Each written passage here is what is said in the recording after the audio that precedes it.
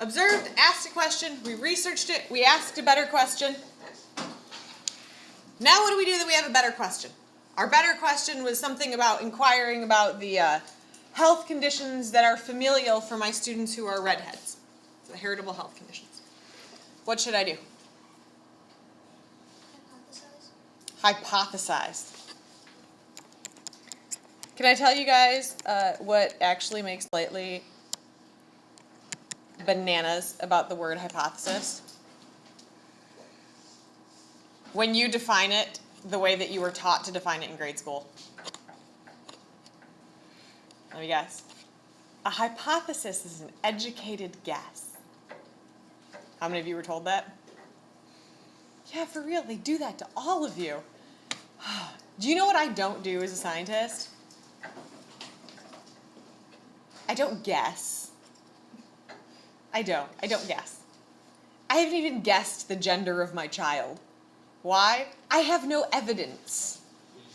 I have absolutely no evidence to suggest whether this child is a boy or a girl. I don't know. You know what it would be? Literally a gut feeling. I have no idea. I know. I love those. Low-hanging fruit. You got to take it sometimes. I can't guess. And there are people who are like, oh, well, the baby's all up here, so it must be a boy. And then there's people like, oh, it kicks all the time. It must be a girl.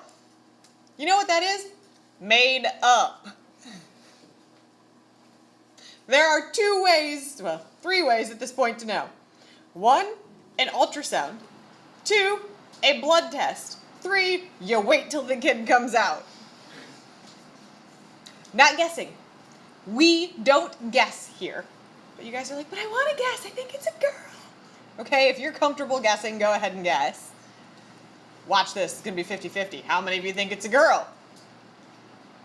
How many of you think it's a boy? How many of you abstained from guessing? That's good. Like good little scientists. Good little scientists. So we won't define hypothesis here as an educated guess. Here we are going to say a hypothesis is a prediction of results based on prior knowledge or evidence. Do you know what my hypothesis would be for my child? Wait for it. It will be a boy or a girl. You know how I know? Because my prior knowledge of human beings tells me they're going to fall in one of those two categories. Now, if you said, what color hair and eyes will your child have? Well, this I will hypothesize. Here's my prior knowledge. I have blonde hair. I have blue eyes. Dear husband has blonde hair and blue eyes.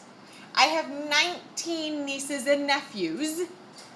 16 of them have blonde hair and blue eyes.